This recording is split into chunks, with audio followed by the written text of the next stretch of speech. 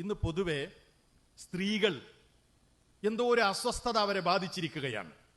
അതിന് പ്രധാനമായ കാരണം ഈ സോഷ്യൽ മീഡിയ, ഈ ഫേസ്ബുക്ക്, യൂട്യൂബ്, ഇൻസ്റ്റഗ്രാം, അതേപോലെ തന്നെ ടിക്ടോക്ക്, ഇതൊക്കെ കാണുന്ന സ്ത്രീകൾ, കാര്യമായ പണിയൊന്നുമില്ലാത്ത ചില സ്ത്രീകൾ ഇതിങ്ങനെ കാണുമ്പോൾ അവർക്കിങ്ങനെ തോന്നുകയാണ്, എന്ത്, ഇതിപ്പോ ഞാനിങ്ങനെ വീട്ടിലിരുന്നാൽ ശരിയാവില്ല, എനിക്കും എന്തെങ്കിലും ഒരു പരിപാടി വേണം.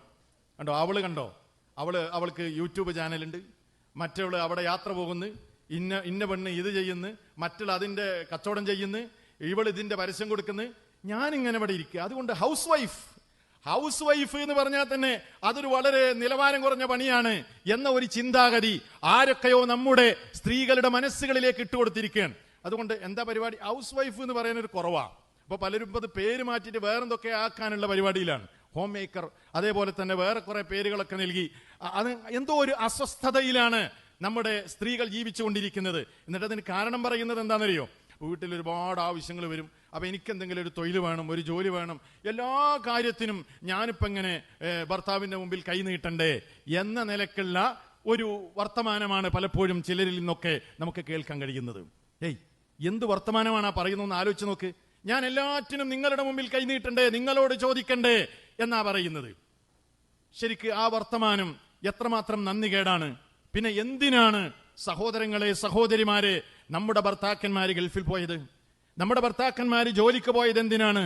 നമ്മളെ വീട് പോറ്റാൻ വേണ്ടി രാവും പകലും കഷ്ടപ്പെട്ട് അധ്വാനിക്കുന്ന വാപ്പയുടെ റോൾ എന്താണ്? വാപ്പ എന്തിനാണ് ത്യാഗം സഹിച്ചത്? ജീവിതത്തിന്റെ ഏറ്റവും പ്രധാനപ്പെട്ട യൗവനകാലം മണലാരണ്യത്തിൽ കഴിച്ചു തീർത്തത് എന്തിനു വേണ്ടിയാണ്? എന്തിനു വേണ്ടിയായിരുന്നു?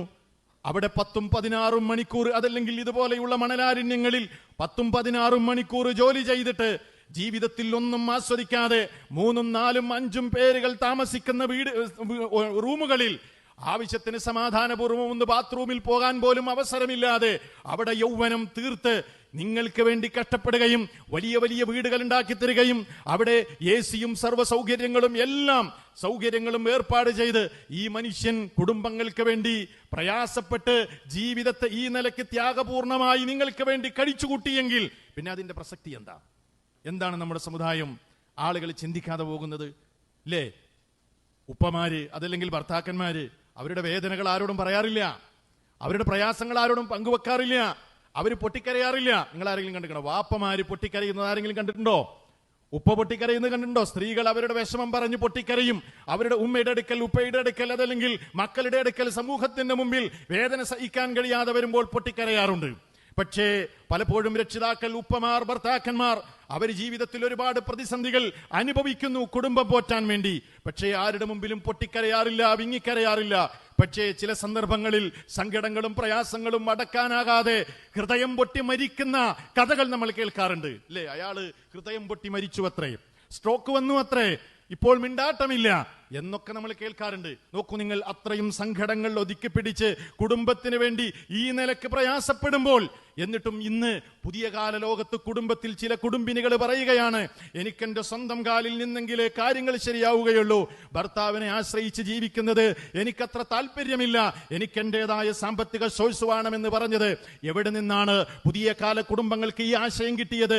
കുടുംബം എന്ന സംവിധാനത്തെ തകർക്കാൻ വേണ്ടി ഇന്ന് പല രൂപത്തിലുള്ള ആശയങ്ങൾ ഇസ്ലാമിന്റെ ശത്രുക്കൾ നമ്മുടെ സമൂഹത്തിൽ പ്രചരിപ്പിക്കുമ്പോൾ പലരും അവരുടെ മനസ്സിലേക്ക് ഞാൻ സംതൃപ്തയല്ല, ഇങ്ങനെ പോയാൽ പറ്റില്ല എന്ന ഒരു ചിന്താഗതി അവരുടെ മനസ്സുകളിലേക്ക് ഇട്ടുകൊടുക്കുകയാണ്.